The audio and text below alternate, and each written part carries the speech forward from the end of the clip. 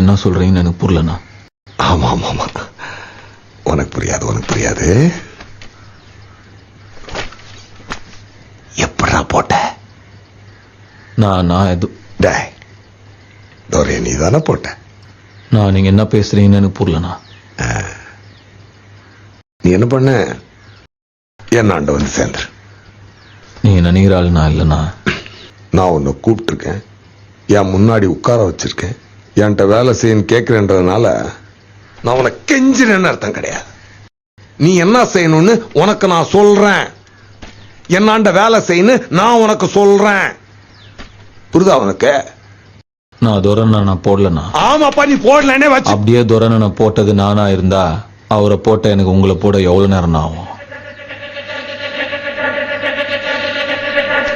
ஆனா நான் போடலண்ணா.